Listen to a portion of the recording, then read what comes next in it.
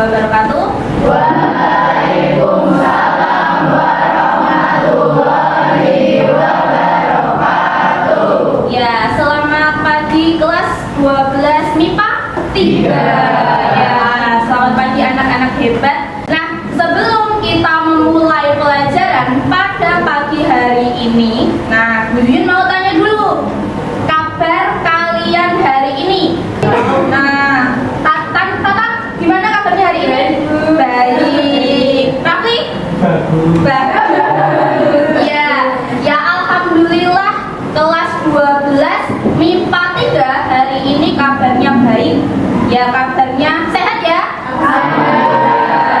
Alhamdulillah ya, semoga kita selalu diberikan kesehatan. Ya, untuk mengawali pagi hari ini, nah, ada baiknya kita berdoa terlebih dahulu. Ketua kelasnya? Wisnu. Ya, Wisnu silakan memimpin doa untuk mengawali kegiatan pada pagi hari ini. Berdoa menurut agama dan kepercayaan masing-masing. Berdoa mulai.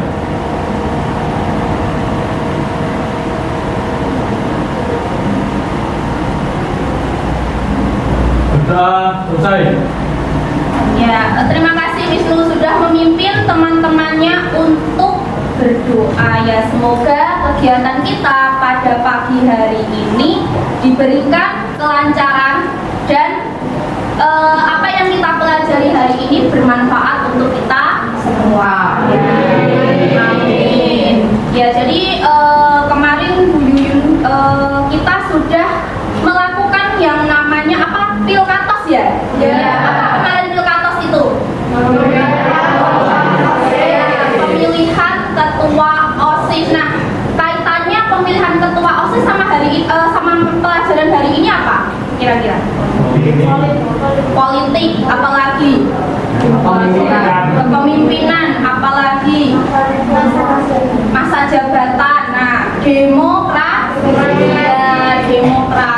Nah, apa yang harus kita syukuri hari ini? Nah, jadi kita harus selalu bersyukur dengan keadaan yang kita dapat hari ini. Kenapa? Karena, nah, kalian bisa melaksanakan yang namanya Pilkatos.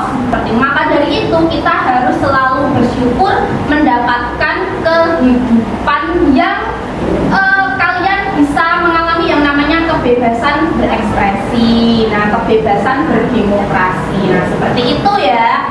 Oke, sebelum kita masuk ke materi, nah, apakah ada yang pernah menonton film atau adakah yang suka menonton film?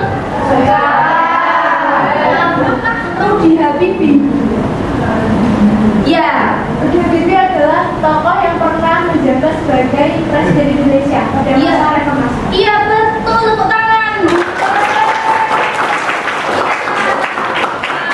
Habibie itu adalah seorang tokoh reformasi. Nah, itu nanti ada kaitannya dengan materi yang akan kita pelajari pada hari ini. Kompetensi dasar atau KB yang akan kita pelajari hari ini, yang pertama,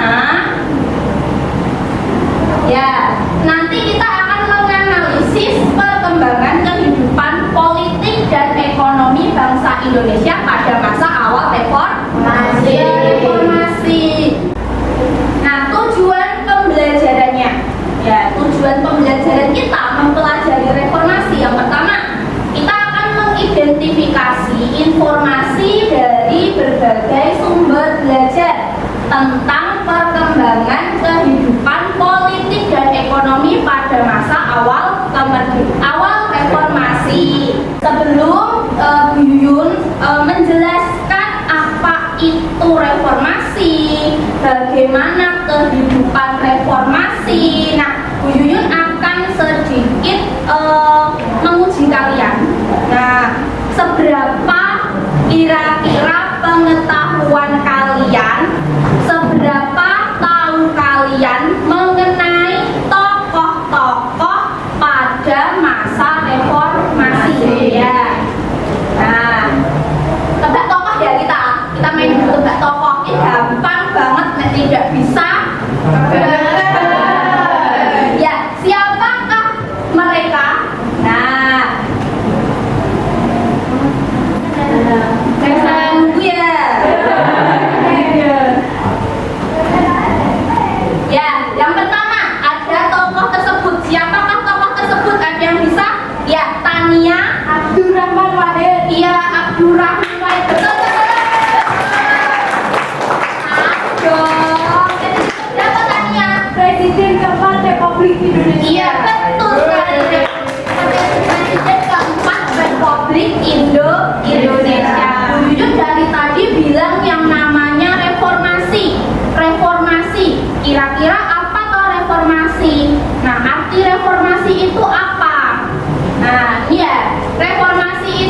adalah untuk memahami lebih lanjut mengenai masa reformasi. Nah, kalian perlu menonton video yang sudah Bu Yuyun sediakan. Perhatikan dengan baik karena nanti kalian akan menganalisisnya.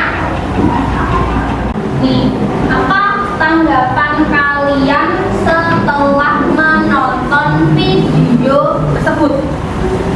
Yang bisa menjelaskan? Saya Ya, Seno, silakan. di masa era reformasi keadaan politik berjalan Udah? Ya, udah. Nah, dari 7 menit video tadi, Seno sudah bisa menganalisis bagaimana kondisi politik dan ekonomi pada masa awal reform. Kemudian kegiatan untuk hari ini. Nah, kira-kira apa ya kegiatannya? Apa ya? Apa ya? Nah, apa ini? Ada yang tahu? Apa tuh infografis? Kan kalian tahu ya bentuknya infografis. Tapi arti dari infografis itu apa? Tahu atau tidak? Oh tidak. Oke, Bu Yuyun jelaskan ya di sini. Nah, infografis itu adalah suatu kemudian untuk membuat infografis kalian harus membagi kelas ke dalam 5 kelompok ya. Nah, ini teknisnya seperti ini. Kelas nanti dibagi menjadi 5 kelompok. Kemudian kelompok berdasarkan urutan nomor absen saja ya, yang gampang ya. Oke. Kemudian setiap kelompok terdiri dari 6 sampai 7 siswa.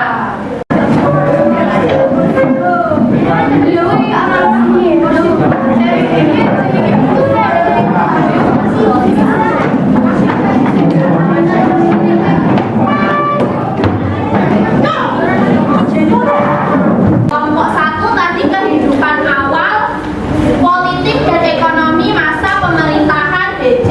Habibie. Ya. Kelompok 2 ya, Rahmanwati. Kelompok 3 Megawati. Kelompok 4 SBY periode 1. Ya, SBY periode ke-1. Kelompok 5 SBY periode 2. SBY periode 2. Berarti kalian sudah menentukan topik infografis. Kemudian yang kedua, menentukan audiensi. Jadi nanti yang akan membaca infografis kalian itu siapa? Apakah orang tua, ataukah anak-anak, ataukah para pelajar atau teman sebaya kalian? Nah, jadi nanti ditentukan. Nah, seperti itu ya. Kemudian yang ketiga, mengumpulkan data atau sumber referensi. Nah, ini nanti kalian cari ketika kalian berdiskusi. Sebelum membuat infografis harus mengumpulkan data atau sumber referensinya terlebih dahulu. Kalau tidak ada sumber referensinya berarti infografis kalian valid atau tidak? Tidak. Iya, tidak valid karena kan tidak hanya berdasarkan asumsi, tapi harus ada faktanya. Nah, faktanya dari mana? Faktanya nanti dari kalian mengumpulkan data dan sumber referensi. Jadi nanti di bagian bawah infografisnya itu nanti ada sumber referensi. Nah, atau sumber dari mana carinya. Seperti itu ya. Oke. Kemudian, nah ini ketentuan membuat infografis dibuat melalui aplikasi. Boleh menggunakan Canva, boleh menggunakan aplikasi digital yang lainnya. Misalkan Ibu saja bisanya CorelDRAW, boleh. Yuyun akan membagikan LKPD dan tabel kontrol siswa. Nah, di sini nanti lembar kerja peserta didiknya ya. Per kelompok 1. Jadi nanti di sini sudah ada petunjuk kegiatan pembelajaran. Jadi nanti silakan dibaca baik-baik. Kemudian hasil diskusi nanti bisa ditulis di sini. Nah, kemudian yang lembar kedua nanti ada yang namanya tabel kontrol siswa. Jadi nanti Bu Yuyun akan monitoring masing-masing kelompok. Nah, per kelompok itu tidak ada yang layek-layek ya. Boleh mulai berdiskusi.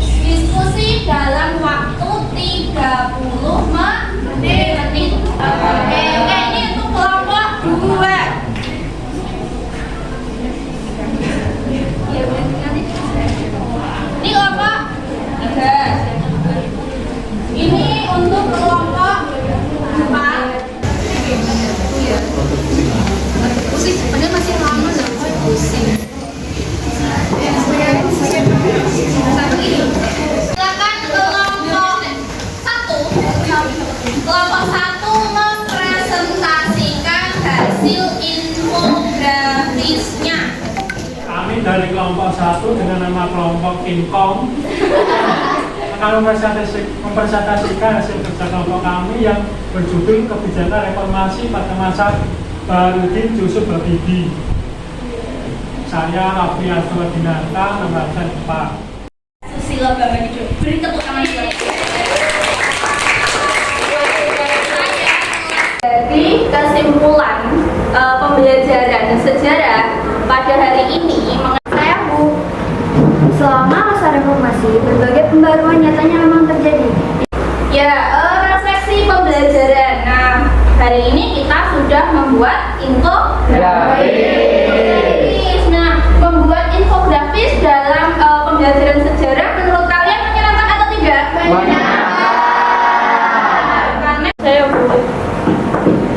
Jadi refleksi sejarah yang bisa kita ambil dari pelajaran hari ini adalah peristiwa reformasi 1998 menunjukkan bahwa sebuah perubahan yang dapat mempengaruhi kondisi politik selama era reformasi Nah, untuk minggu depan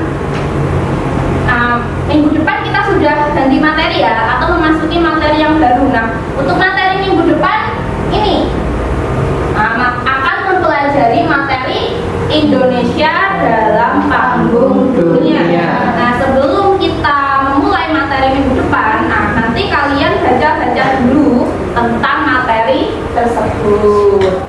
Ya, karena waktu kita sudah habis, nah kita akhiri pembelajaran kita pada pagi hari ini dengan membaca Alhamdulillah bersama-sama.